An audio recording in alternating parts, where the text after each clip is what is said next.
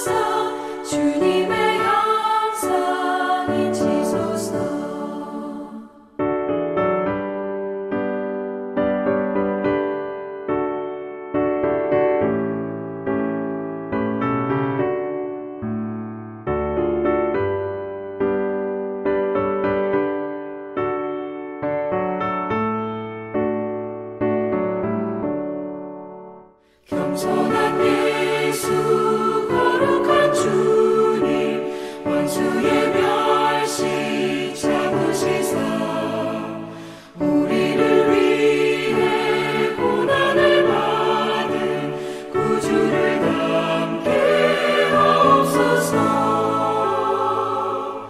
예수님 닮기 내가 원하네. 날 구원하신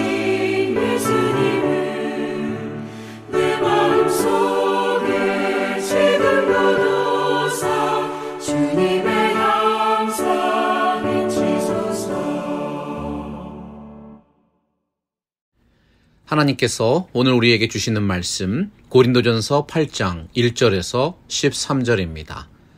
우상의 제물에 대하여는 우리가 다 지식이 있는 줄을 아나 지식은 교만하게 하며 사랑은 덕을 세우나니 만일 누구든지 무엇을 아는 줄로 생각하면 아직도 마땅히 알 것을 알지 못하는 것이요 또 누구든지 하나님을 사랑하면 그 사람은 하나님도 알아주시느니라. 그러므로 우상의 제물을 먹는 일에 대하여는 우리가 우상은 세상에 아무것도 아니며 또한 하나님은 한 분밖에 없는 줄 아노라. 비록 하늘에나 땅이나 신이라 불리는 자가 있어 많은 신과 많은 주가 있으나 그러나 우리에게는 한 하나님 곧 아버지가 계시니 만물이 그에게서 났고 우리도 그를 위하여 있고 또한 한 주 예수 그리스도께서 계시니 만물이 그로 말미암고 우리도 그로 말미암아 있느니라.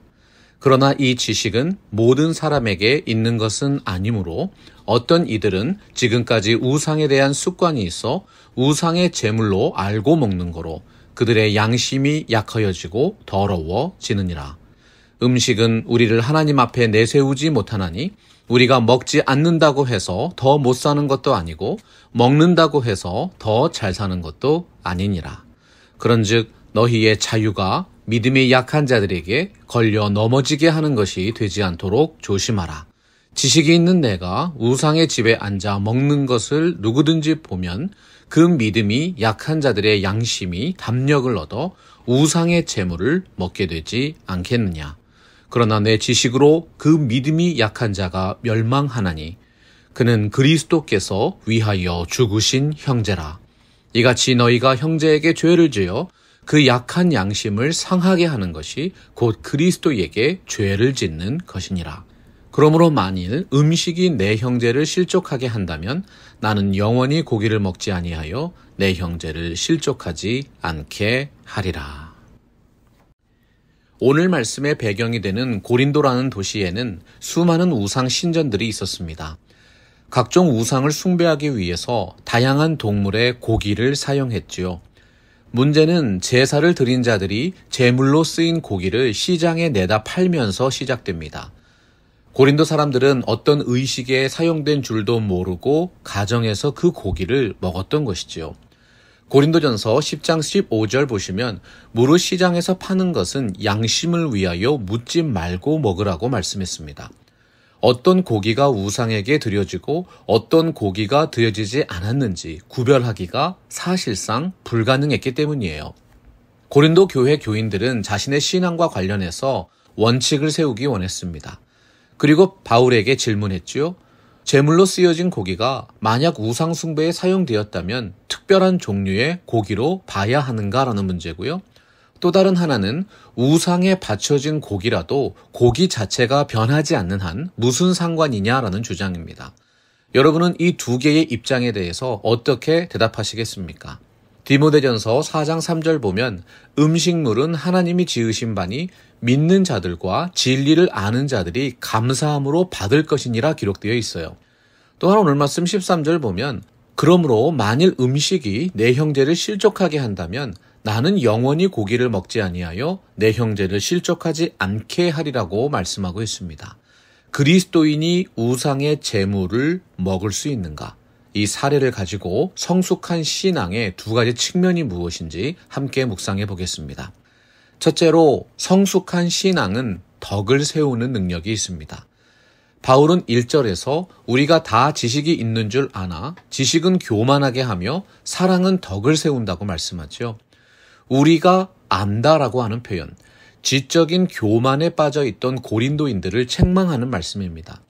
그들은 비록 바울에게 질문을 하고 있지만 자기들이 이미 모든 것을 다 알고 있다고 믿었다는 사실이에요. 이게 어떤 뜻입니까? 이미 속으로는 자기들끼리 결론을 내려놓고 바울을 시험하고 있었다는 것입니다. 그런데 바울의 답변이 걸작이죠. 지식은 교만하게 하며 사랑은 덕을 세운다. 지식이란 말에는 관사가 붙어 있지 않습니다. 바울은 단지 우상에 관한 지식에 대하여만이 아니라 그들이 모든 지식에 있어서 교만했다는 사실을 상황적으로 말씀하고 있어요. 고린도라는 도시에서 지식이라고 하는 것은 모든 사람이 가장 선망하고 신뢰하던 능력이었습니다. 고린도 사람들은 지식은 단순히 많이 아는 것이 아니라 종교적인 삶을 일으키는 능력이라고 믿었던 것입니다. 고린도 사람들에게 지식 자체가 우상이 되었다는 것이죠. 고린도 교회 교인들은 우상의 제물로 바친 고기를 먹는 문제를 연구했습니다. 그리고 이제 그 문제를 확실하게 이해하고 있다는 착각을 하고 있었던 것입니다. 하지만 바울의 생각은 그들과 달랐지요. 바울은 어려운 교리의 문제를 다룸에 있어서 그 지식을 다루는 동기에 더 많은 관심을 두었습니다. 고린도인들은 지식을 출발점으로 삼고 그 지식을 최고의 가치로 삼았습니다. 이성적인 판단에 따라서 종교적인 삶에 대한 원칙을 세운 것입니다. 그러나 바울의 입장은 반대였습니다. 순서가 반대였다는 뜻이에요. 하나님을 향한 신앙이 지식적인 판단의 기초가 되어야 한다는 것입니다. 파스칼이라는 철학자는 진정한 지혜와 지식은 머리가 아니라 가슴에서 나온다고 역설했습니다. 우리가 누군가를 정말 사랑하면 그분을 위해서 무엇을 해야 하는가 깨닫게 되지요. 우리는 사랑으로 다른 사람을 권면할 수도 있고 책망할 수 있습니다. 중요한 것은 사랑이 동기가 되어야 한다는 것이지요. 하나님과의 관계에 있어서도 마찬가지입니다. 하나님은 우리를 사랑하시기 때문에 때로는 인자하시지만 때로는 책망하십니다. 하나님과의 관계 속에서 우리는 그분을 더욱 깊이 알아가게 되고 지혜로워집니다. 바울이 오늘 말씀 3절에서 이런 표현을 했습니다. 또 누구든지 하나님을 사랑하면 그 사람은 하나님도 알아주시느니라. 1절에서 말씀하는 형제들을 향한 사랑은 하나님을 향한 사랑의 뿌리를 내리고 있어야 한다는 것입니다. 많은 분들이 사랑에 대해서 오해합니다. 인간관계 속에서 자기들끼리 체험한 사랑이 사랑의 최고의 가치라고 믿어요. 그러나 하나님이 인정하시는 사랑은 하나님과의 관계에서 유래된 사랑입니다. 우리가 서로 사랑함은 그가 먼저 우리를 사랑했기 때문입니다. 하나님의 사랑에 기초하지 않은 인간관계는 이기적인 사랑, 자기중심적인 사랑의 관계로 발전할 수밖에 없습니다. 우리의 삶을 세워나가는 데 있어서 지식은 꼭 필요한 것입니다. 그러나 사랑이 없는 지식은 분쟁과 파멸을 부릅니다. 성숙한 그리스도인을 이끄는 행동의 동기는 하나님을 향한 예배와 사랑입니다. 바로 그 예배와 사랑이 덕을 세우고 오직 그 예배와 사랑이 세상을 변화시키는 능력이 됩니다. 바울은 고린도 교회 교인들이 아직도 어린아이와 같은 신앙이라고 했어요. 그들은 교리의 문제를 다룸에 있어서도 인간적인 지식에서 출발했습니다. 하나님을 향한 예배와 사랑으로부터 출발하지 않은 논쟁이었다는 것이지요. 고린도전서 13장 2절에서 말씀합니다. 내가 예언하는 능력이 있어 모든 비밀과 모든 지식을 알고 또 산을 옮길 만한 모든 믿음이 있을지라도 사랑이 없으면 내가 아무것도 아니니라. 지식을 추구하는 진정한 동기는 하나님을 향한 바른 예배와 사랑이어야 합니다. 이유가 무엇입니까? 하나님을 경외함과 하나님을 사랑함이 없는 지식은 결국 인간 중심의 판단과 교만이라는 죄악으로 열매 맺기 때문이지요. 우리가 아직 죄인 되었을 때에 그리스도께서 우리를 위하여 죽으심으로 하나님께서 우리에 대한 자기의 사랑을 확증하셨느니라. 하나님 아버지의 뜻을 이루시는 예수 그리스도의 사랑이 십자가의 지혜와 능력이 된 것입니다. 두 번째로 성숙한 신앙은 연약한 지체를 배려합니다. 바울은 당시 고린도 지역의 우상 숭배 문화에 대해서 알고 있었습니다. 4절에서 이렇게 말씀하시죠.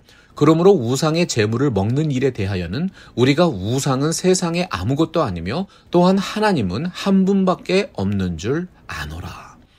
고린도 지방의 이방 교도들은 신들이 제물에 임재하고 있다고 믿었습니다. 신들은 고기를 태우는 냄새를 즐기고 그 고기를 먹는 자들에게 붙어서 서로 교제한다고 생각했어요. 하지만 고린도 교인들은 우상이라고 하는 것은 존재하지도 않는 신인데 그 고기를 먹은들 무슨 문제가 되느냐고 결론을 맺었습니다. 하나님 외에는 다른 신이 없기 때문이지요. 바울도 그분들의 판단에 대해서 반대하지 않았습니다.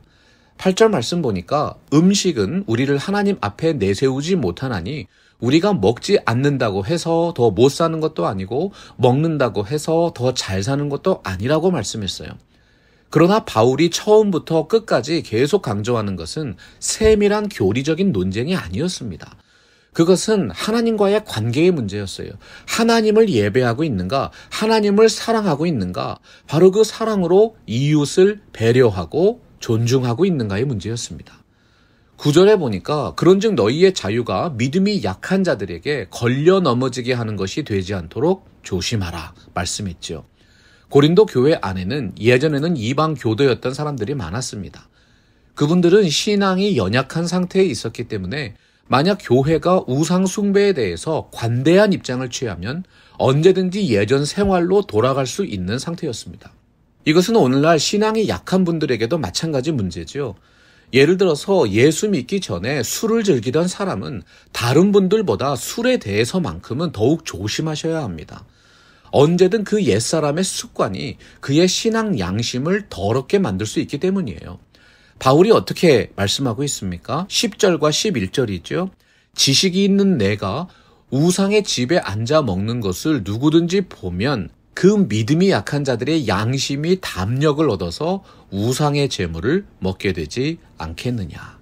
그러면 너의 지식으로 그 믿음이 약한 자가 멸망하게 되나니 그는 그리스도께서 위하여 죽으신 형제니라.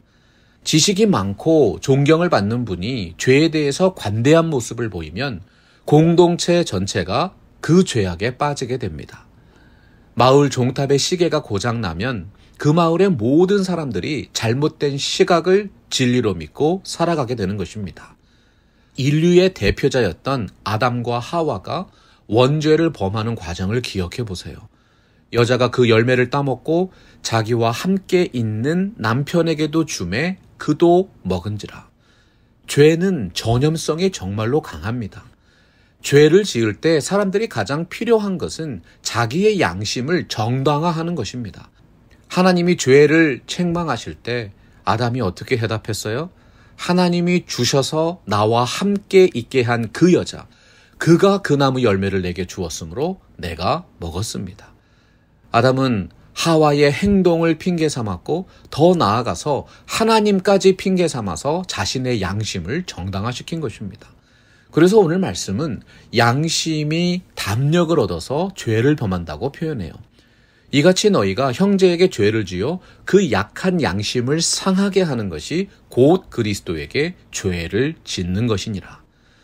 사랑하고 존경하는 성도 여러분, 하와처럼 다른 사람을 죄에 빠지게 하는 삶이 되지 않기를 간절히 바랍니다.